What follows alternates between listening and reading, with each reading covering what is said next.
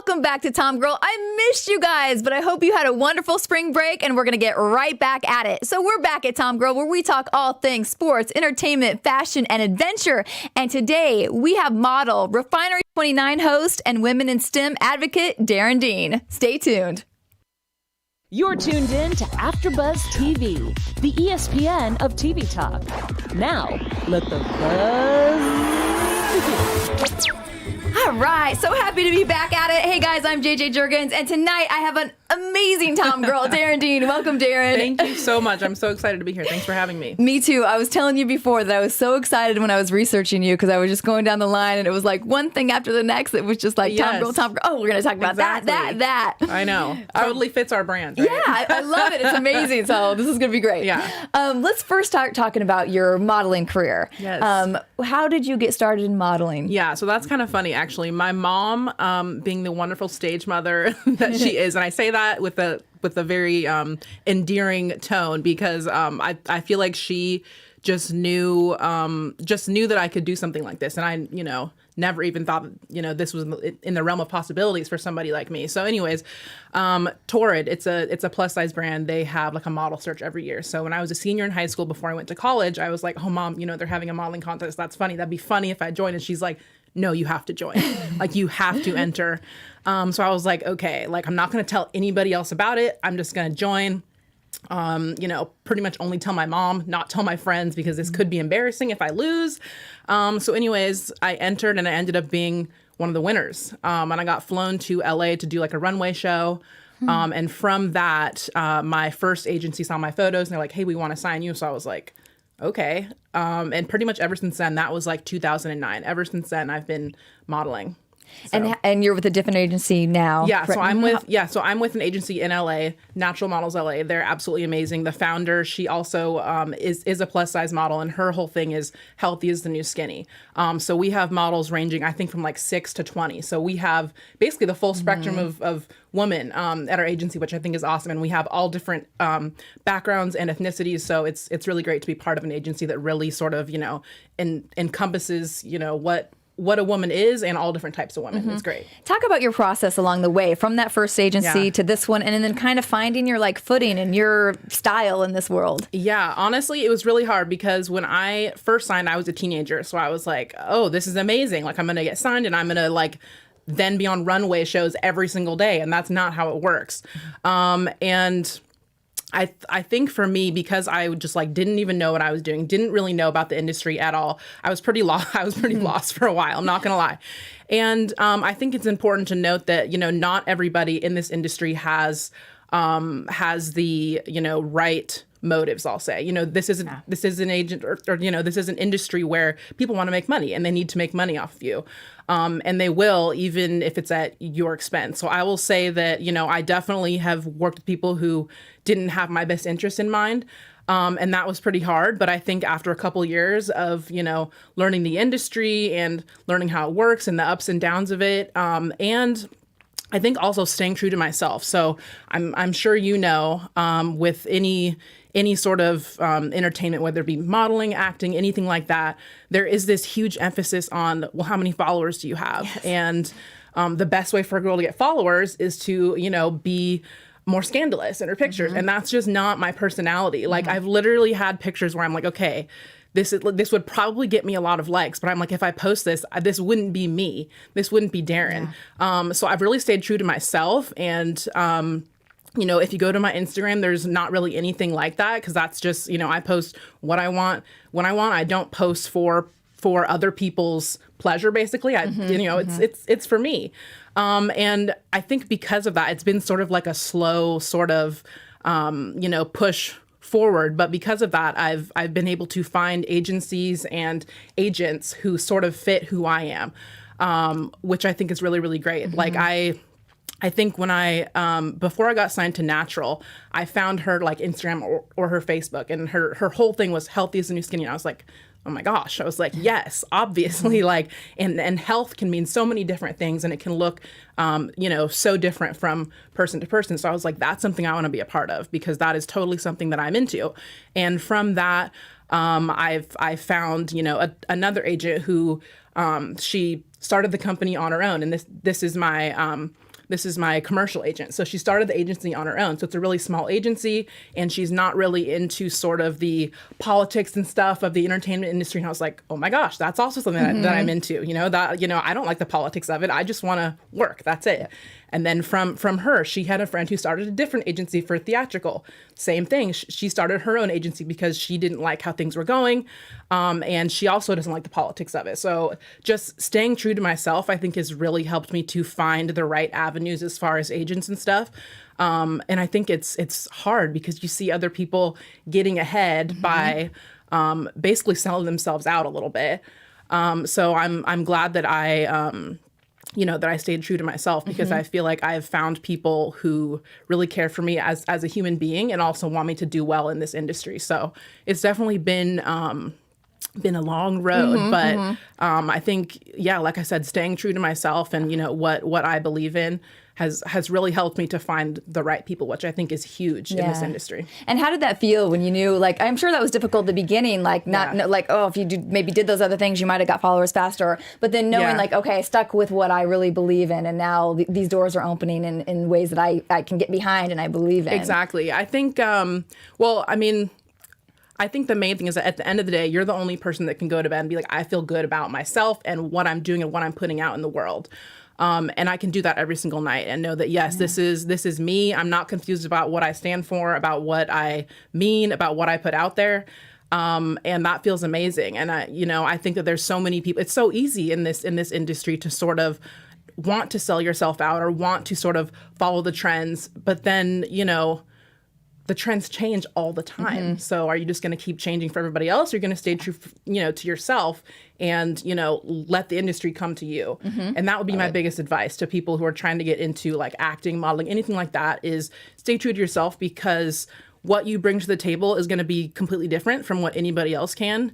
And if you're constantly trying to follow those trends, you're not going to be able to show people those really amazing things about yourself that nobody else has. From a business perspective, what kinds of things do you do to help further your career? Do you wait for your agents to do things, or do you are you out seeking work yourself and bringing things to them? Yeah, so I let my agents do it because I know that they are, the experts in that. If there's really somebody that I'm like, hey, this is really somebody that I want to work for and somebody that I, think that we would mesh, I'll tell my agent and then they can push me.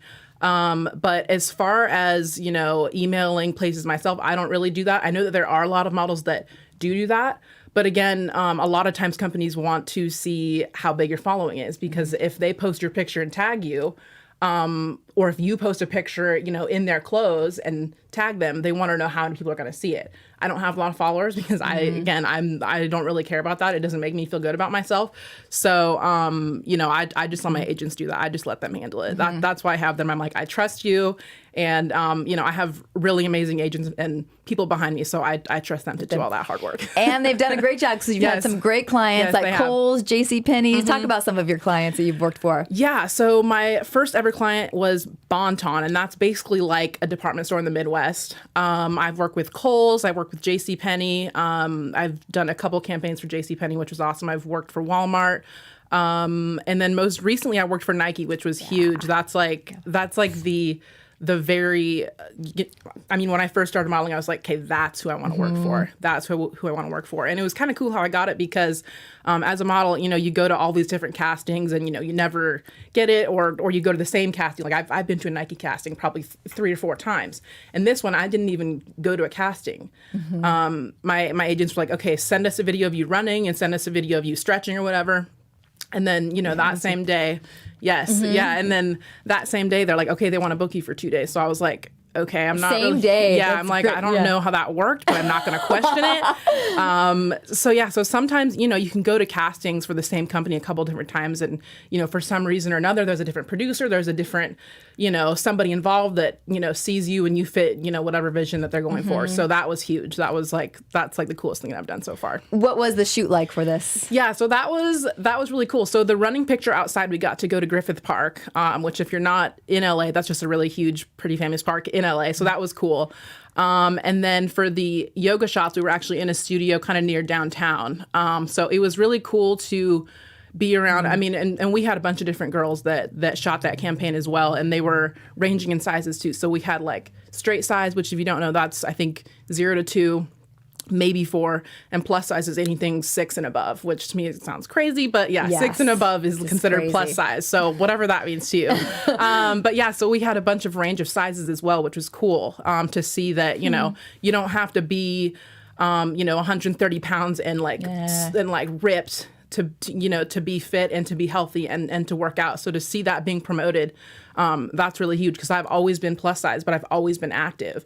And, before semi-recently, I would think, this type of body wasn't sort of seen as, oh, she definitely can't be athletic. Oh, she definitely can't, and it's crazy to me. It's so crazy because, I have so many friends too who I played basketball with whose bodies don't look like the typical athlete or whatever you want to call it. So it's really cool to sort of see that slowly change to, all different types of bodies can be athletic and can work out. So it's cool. Let's talk about your athletic background a bit, which I thought she had to be pumped to be on Nike because being an athlete all your life, like that's been one of the biggest. Yes. We've seen their campaigns for years and how they have like included women and grown through their advertising and stuff. So that had to just be an incredible moment. Yeah, no, it was really awesome. I think because when I was younger, I definitely was a tomboy and I literally wore like basketball shorts and t-shirts to school every single day and probably like head to toe Nike. So, to be picked to be on a campaign for them was so huge because I've been, a consumer, first of all, for a very long time, but also somebody that, I'm an athlete. Like I have considered myself an athlete for a very long time. And, for them to sort of put out that different bodies, again, can be athletes and can be healthy and can be active is so huge. And I only wish that I would have seen an ad like that, when I was little. And I was like, well, wait, there's something wrong with me. Like, I'm a lot bigger than my friends. I'm a lot bigger than my sisters. So I hope that, seeing me or seeing another plus size woman or somebody that's shorter or taller than what, the typical model looks like. Hopefully girls that are seeing that are like, you know what, I can do that. I can also be an athlete. I can also do what she's doing. You said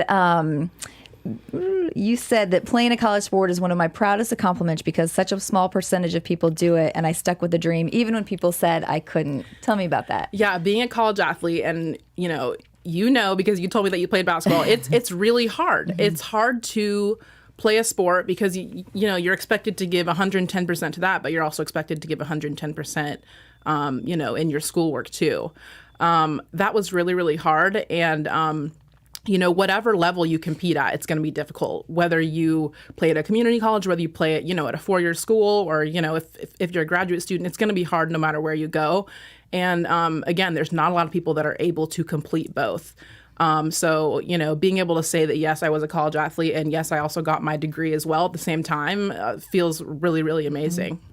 But not only just a degree, you were studying biology as well, which is no cakewalk. Yes. I studied bio. I don't know what I was thinking. I was crazy to think that I could somehow manage my time like that. But yeah, bio is hard because there's so many labs and labs are like 3-4 hours long. And not only that, but obviously the content is, pretty difficult. I would consider myself pretty smart, but also it's hard when you don't have a lot of time to study. So yeah, I look back and I'm like, did you sleep? Yeah. Was it a lot of caffeine? But somehow I got it done. And I think, all the kudos goes to my,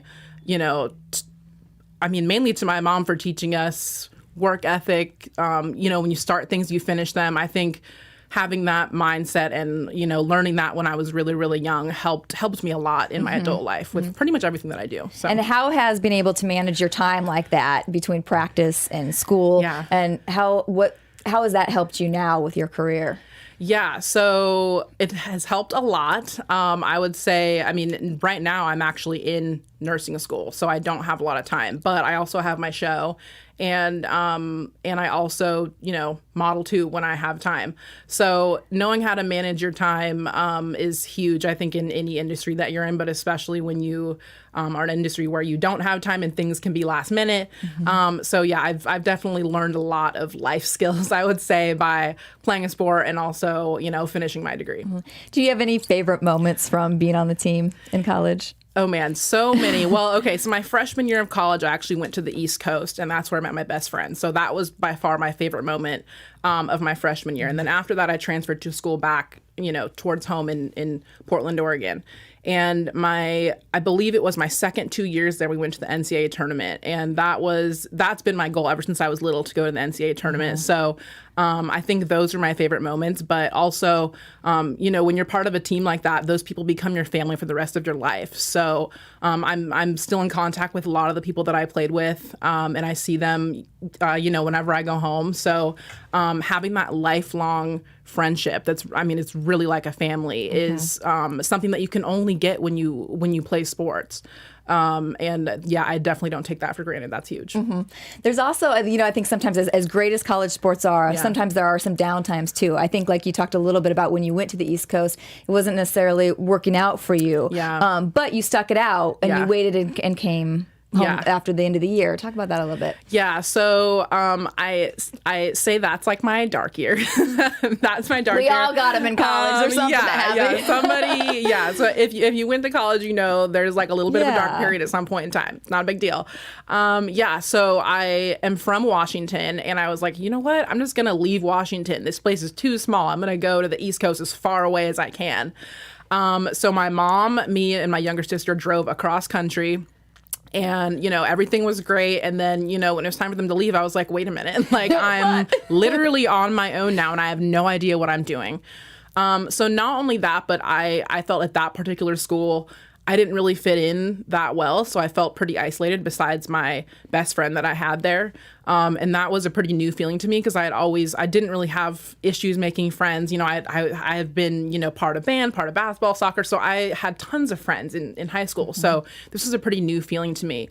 And not only that, but my family was so far away, and they're like my lifeline. Like my mom and my sisters are like my lifeline. So it was definitely a struggle. But again, my mom was like, okay, you can finish this out. Like, you can do it. This is not that big of a deal. Calm down. Like, you'll look back on this and you'll be like, okay, that was no big deal. So I finished out that year, and I'm definitely glad that I did. Because it gave me time to think about where I actually want to go to school and, what I actually want to do. And I was able to choose a school that, when I got there, I was like, this is exactly what I've been looking for in a school. So, yeah, it was definitely a hard time for me. But like I said, I met my best friend there, and she is also one of the reasons why I somehow made it out of that unscathed, I would say. So her, along with the support of my family, obviously helps a lot. But yeah, just learning how to stick things out when it gets a little tough. That's going to happen to you no matter what part of your life you're in. I'm definitely glad that I, took that in stride and, know how to deal with hard things when they come at me. So yeah, that's what I think's great, because it's, you could have left or, not finish it out, but it's like, those are when you do learn a lot about your character and your soul and like what you have in there. Yeah, exactly. Well, let's talk a little. You brought up your mom. Yes. I love that you. So you grew up in a small town. Yes, Brush Prairie, Washington. Yeah. It just sounds like a little small country town with cows crossing the road, and it is. And I want to see it. So you were on an acre, multi-acre. Yeah. So my mom has about 2 acres, and we've had pretty much any animal you can think of. We've had like chickens, cows, horses, all that kind of stuff, dogs, cats. So I've experienced the farm life, you could say.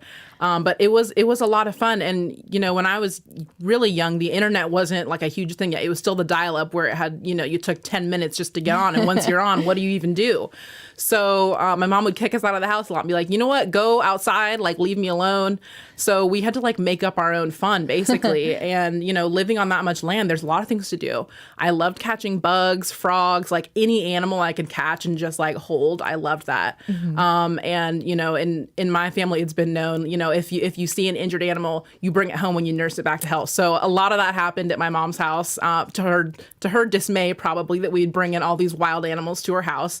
But that was so fun. And I think that, being outside definitely helped me to sort of explore this this love for science and, things around me and, the curiosity of what's happening in the world around me. I think that really helped to sort of nurture that inside me and probably, was the main reason why I wanted to study science when I was older. And you were saying too that it was how you kind of relate to being a Tom girl because you didn't want to be inside like playing with dolls. Yeah, exactly. You want to be out getting dirty. Yes, exactly. I loved climbing trees. I love being dirty. I love riding four-wheelers. So I think that also helped to sort of, get a little tougher. And, I wasn't too into like the girly stuff. I have 3 sisters and they were all into, dressing up. Let's do a little fake fashion show. Let's do this. And I would just stand on the sideline and be like, this is so lame. Like, let's go do something. Let's go do something else. So having 3 sisters that were into that, was a little harder because I didn't really relate to a lot of things that they were into.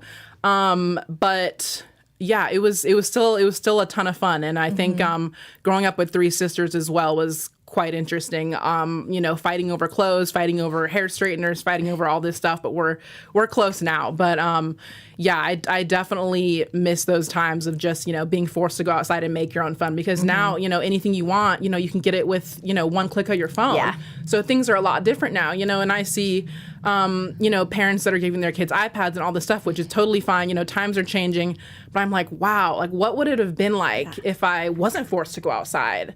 If I could just stay inside and, watch a movie or do this or do that. But that literally wasn't an option when I was younger. And I'm kind of thankful for it. Yeah, me too. We grew up with I think we had an hour a day we could be on a screen or so. And that maybe even been a half hour. I think that might have been until we got older. But same thing. I feel like we were always out at the lake doing, making forts, being out there. And I do look at kids now too. And I'm like, gosh, I'm grateful to have grown up in that time too. Yeah, I know. And there wasn't like on demand. It was like if you wanted to watch something, it was probably on a VHS. Yes. So you have to rewind it. It's just a lot. It was a lot harder to have that screen time, and now it's a lot easier. So I'm thankful. Oh, sorry. Yes. Oh my gosh. Oh, I do that every week. I usually do dump ones. But yeah, so I'm definitely thankful that I grew up in a time where that literally wasn't an option. I feel like I learned a lot. Your mom also put you into everything. You did all kinds of bands. Oh, yeah. So tell us about all the different things that you did and what you learned doing all of those. Yeah, so she pretty much allowed us and also probably kind of forced us to try everything. I had piano lessons. I did art lessons. I was in band. I tried every single sport you can imagine. And I did dance for a while. I think her mentality is, okay, let's try all this stuff and a couple things will probably stick. and it did. And it definitely did because when I was in middle school, I started playing in band and I loved it. I absolutely loved it. I also loved playing soccer and playing basketball. So those were the couple of things that really stuck. And so high school, I switched to saxophone and I played saxophone all 4 years of high school. I was in jazz band and wind ensemble. Marching band, pep band, and it was so fun. And you were in band too, so the band culture is so different from any sort of sport culture. And I can't even explain, without going on forever what the band culture is like. Like if you're in band, you know what the culture is like, and it's so different and it's so fun. Yeah. But then I also had my sports families. I was I played soccer, I played basketball, so I also had that outlet as well. She also cultivated me and, and my sisters to do well in school as well. Maybe this is kind of shady parenting, but she would say, okay, for every A you get in class, I'll give you $5 basically. And, when you're a kid, you're motivated by money because how else do you make money, when you're 15 years old? So that was big too, because that helped me to work hard in classes, even classes that I wasn't very good at. I'm not good at history. I'm not that good at English. That helped to motivate me to do well in school as well. So, so those, I think having her sort of put us into everything and try everything out really helped us to sort of, find our avenue and find the stuff that we liked. And not only that, but she, whatever it was that we chose to do, she supported us 1,000%. So even at school, if somebody called me a band nerd or whatever, I was like, you know what? I don't even care. This is fun. My mom thinks it's cool, so I'm going to stick with it. And I think that's an important thing for people to learn. And it's hard when you're that young, because when you're that young, you're mainly influenced by the people around you. So it's hard when people are calling you names and stuff like that. But another thing is being surrounded by the people that, don't call you names. So, I mean, the people that are in band, they're band nerds too. So they're not going to call you a band nerd. And, the same, with your athlete family, they're not going to call you names for playing sports. So it's important to surround yourself with those kind of people, because the people that are calling you names and stuff, those are the people that are insecure and just trying to bring you down. So I'm very grateful that my mom sort of allowed us to sort of, explore all those different options, because we all kind of landed on different things. I was more the athlete and the tomboy, and my sisters were more girly and into like other things. I think it definitely helps to, like I said, explore those options. I feel like a lot of people don't really get that opportunity to explore all those different things. And I know that even my sister, she's like, dang, I wish I would have stayed in band. I wish I would have done this. I wish I would have done this. And I'm like, I did everything I wanted to do and I was happy about it. I think it was great. It was really, really great. And I have amazing memories of high school and middle school and, having fun. You have a lot of great messages that you speak out now in your daily work. And one of the things you talk about is when you realized you had a moment growing up of when all of a sudden you realized that you might be different. You felt different. Talk about how you talk about that message. That was pretty hard. So every summer, my mom and dad would basically forced us to go to my grandma's house, which is fine. But when I was in like third grade, that's when I started to get like a lot taller and like a little more chubby than my friends and my sisters. And I remember going to her house one summer and, she asked us, oh, what do you guys want to do when you grow up? What do you want to do with your life? And, when you're little, it's probably something really random that you'll probably never end up doing, but it's still cool to think about. So my grandma asked me and I was like, and at that point I was obsessed with horses. I like loved horses so much and all I wanted to do was be a horseback rider. So I told her that and she was like, well, you can't do that. And I was like, well, why not? Like my mom and dad had never once said anything about, like you can't do that because of this, or, there's, something in you that will basically make it so that you can't do that. Sorry, this is kind of hard to talk about. I haven't talked about it for a minute, so I'm like, oh my gosh, the feelings are bubbling up. The feelings are bubbling. Well, it hit me when I read about it because I'm like, what a strong message you're saying. Because we all do hear it from some, Yeah, and I think this is relatable. I think everybody at some point hears a comment like this, and they're like, wait a minute, what? Like, I didn't know that I couldn't do this. So I told my grandma, and she said, you probably can't do that because you're too big. You're too big to ride horses. And in my mind, I was like, what the heck? Like nobody's ever told me that. So pretty much from that point on, I was extremely conscious about it. I was like, wait a minute, like I am bigger than my sister. Oh wait, I am a lot taller than my friends. And in my mind, that was a problem. That was an issue. Anybody looking at that would be like, no, like you're fine. You're in third grade. Like you're different than everybody else. That's totally fine. But when you're told that at such a young age, you don't know any different. And like I said, I think everybody has some sort of relatable moment, whether, somebody says, oh, you're not smart enough to do that. You're not tall enough to do that. And even when I was playing basketball, I got told you're not tall enough to play in college. You're not fast enough. You're not this enough. Like to somebody, you're never going to be that enough, I think that's very relatable. Everybody, like I said, has some sort of moment like that where something triggers in their mind and they're like, wait a minute, like I've never been told that. And they start to doubt themselves a lot. So pretty much from, I would say, like third grade, like at that moment, third grade to probably like sixth or seventh grade, I was like really self-conscious about it and like really noticed that I was, a lot taller and a lot bigger than my friends. And it was really hard because all my sisters are like 5 foot and really tiny. And I'm like 5'10" and like, a size 12, 14. So I'm like, literally what happened in the genes there to make me like this and them like that. And I wanted to literally be them for so long. And then I think what kind of changed that was when I was in high school, basically basketball and sports kind of changed that because I would always get picked first to be on the team because I was good. I was really good. And people wanted me to be on their team because they would win if I was on their team. And I was like, wait a minute, like this is an asset. This is something that is great that people like and that is, really beneficial and on this team. So I think playing sports really helped me to realize that because, if you think about it in, sort of an easy way, if everybody was, 5 foot and tiny, no team would be good, whether that's a soccer team, a basketball team, whatever team you're thinking about. Teams need all different types of bodies, all different types of people, and that's the only way they can be successful. And sort of realizing that, I was like, wait a minute, like this is not a problem at all. I don't know what my grandma was talking about, but I'm fine. I was like, this is great. And I think also that comment sort of motivated me. I was like, you know what? If people say I'm not going to do something, I'm going to show them 10 times over that, there's nothing that can stop me. So from then, and then I think in like my freshman or sophomore year, I was like, you know what? I'm going to take this basketball team to the state tournament because I had never been there. So I worked my butt off like every single summer, going to personal training, going to all these different, events to get better. In my senior year, we finally went to state. So I was like, you can put in the work, you can do whatever it is that you want to do. Again, I think it's hard because it's hard to not sort of listen to the side chatter and the people that are telling you that you can't do things. It's really, really hard, especially when people keep telling you that. But, staying focused on that goal and just, knowing that it's something that I really love to do helped me a lot and, sort of helped me to get over that hump of sort of, self-doubt and, thinking that there was something wrong with the way that I was just because of how I looked.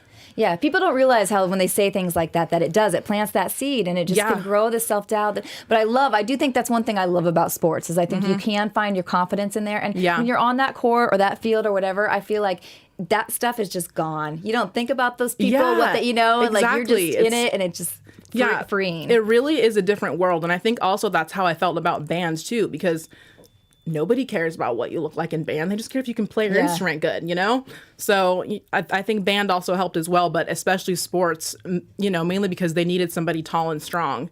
And, I was able to, fit that mold. But yeah, whatever size, whatever you look like, whatever you're into, whether it's sports, whether it's art, whether it's band, all those things can sort of, bring about that confidence, I think. And it just happened to be sports for me. Well, you've kind of brought this all together, like your bubbly personality, your modeling, that you also are an advocate for women in STEM, which is science, technology, engineering, and mathematics. But you put this in now into your own show. Talk about your show on Twitch. Deep Dive. Yes, Deep Dive with Darren. It's on every Tuesday at 5 p.m. on the Refinery29 Twitch channel. So how this sort of happened was I was working with a different media company, and they were kind of toying around with the idea of having like a science segment with me. And then my friend who actually works at Refinery, she noticed that Twitch was sort of this big sort of black hole, if you will, of content creators. And, there's a lot of viewers. I think still it's like the number one, streaming platform. And at first it started out with just gamers. So, if you'd go on there, you could watch people play video games. But now it's sort of morphed into you can go on there and watch anybody do anything. So there's people that are painting. There's people that are doing like different art. There's people that are, writing songs on there and performing them. And there's people that are just doing talk shows too. So my friend was like, okay, I'm going to try to tap into this, like, this untapped source of viewers here. And so she created the Refinery29 Twitch channel, and she asked me to do a science segment. And one of my friends does a sort of like murder mystery type thing. And then another girl does, the typical gaming stuff. So we have, something for everybody on there. But yeah, so it sort of started like that. And we talk about a lot of different stuff on there. You say you cover science-based topics for millennial interests, from climate change to the science of hangovers, coffee, and skincare. I want to hear about the science of hangovers. Oh my goodness. So I try to cover a range of things that I think people would be interested in, because I think sometimes people don't understand that science is happening all around us at all times of the day. And if you just like stop and think about, well, wait, how does that work? Well, how does that work? How does coffee even keep me awake? How do I cure myself of a hangover? Do different alcohols give worse hangovers? Which is actually true. There are these things, I forget the actual name, but there's these toxins in, I think, like dark alcohol that basically, are like so much more toxic than regular alcohol. And those things sort of like stay behind even when your body is trying to metabolize the other stuff out. So if you like to drink the darker stuff, keep that in mind. But yeah, so my whole thing was to sort of explain it in a way that even if you've never taken a science class in your life, you can understand. Because I think that is sort of a block that I see in science is people are presenting it and it's so confusing. Even me sometimes, like I've read scientific articles and I've had to write scientific papers, and sometimes I'm still like, wait a minute, what are you even saying? Like, can you just spell it out really easily for me so that I can get the main message? So I want to basically be that sort of middleman and filter out all the jargon and give people a simple way to sort of digest interesting information. And yeah, so we do really, really light stuff. And then, my little sister who is studying environmental science, she's really a big advocate for climate change and climate change policy. So I had her on, and I had her come on and talk about, climate change and how we can help and stuff like that. This Tuesday, I'm having a girl who is a statistician come on. I've had a girl who is who is an aerospace engineer. So I try to find, and I usually find them on Instagram, I try to find different women in STEM to come on, because, I mean, even when I was in high school and college, there wasn't a lot of girls in my classes. So, along with me doing the show, having different people come on that are in different sectors of the science world, hopefully somebody will watch it and be like, oh, that's so awesome. Like, I can't believe she's an aerospace engineer. Like, how can I even do that? So yeah, I'm hoping to also motivate people, to show them that, they can do it. And, there's lots of different women that are out there in the STEM world. And if they can do it, you can too. What have you loved most of kind of bringing your knowledge to now the Twitch format?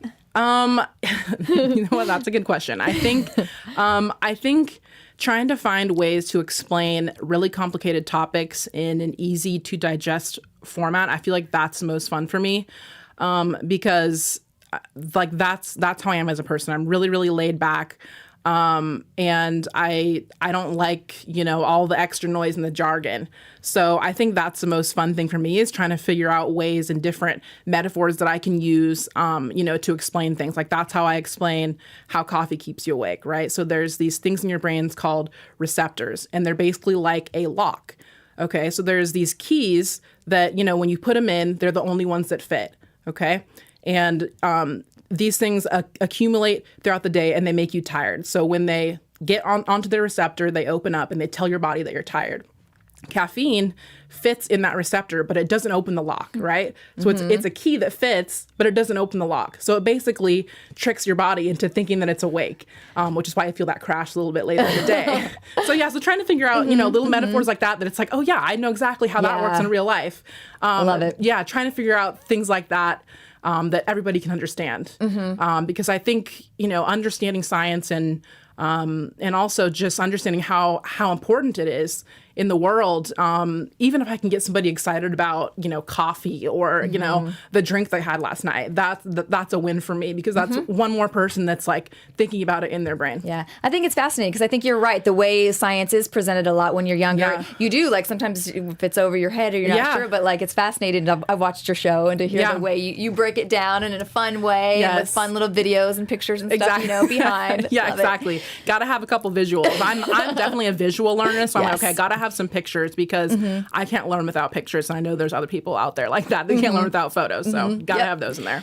Well, another wonderful thing, I know we don't have a lot of time left, but I want to talk about, you're also going to be in Shrill coming up. Oh my gosh. Yeah, tell me about that. Yeah. Huge project. Yes. Yeah. So Shrill came out a little earlier this year in May, and it's basically a story about a girl who happens to be plus size, and she's just trying to navigate her way through the world, but the world is constantly reminding her that she's overweight. So it's basically her story, and the main star is Adie Bryant. So my scene, I got to work with her. This is the first acting thing I've ever done. So I was like terrified, first of all, but also she's incredibly amazing. And the scene that I'm in is kind of the pivotal part in the first season, where she comes into this pool party where it's all these different types of women that are wearing bikinis. And she's like, oh my gosh, everybody's fine with themselves. They're not, trying to cover up. They're just enjoying themselves. And, she's covered up at that point. She's like, I don't really I don't really feel comfortable. So my character sort of brings her over to the dance floor. And that's where she sort of, starts to unleash and starts to, just starts to not care what anybody thinks about her or her body. So it's a really, really great show, and it's very binge worthy because each episode is, I think, only like 20 to 25 minutes, and there's 6 episodes for the first season. So it's very binge worthy. If you guys haven't watched it, it's amazing. I would highly suggest it. I think, even if you have never struggled with, being overweight, I think everybody has, somewhat at some point in their lives struggled with something that has to do with body image. And if you have, then you can definitely relate to the main character of the show.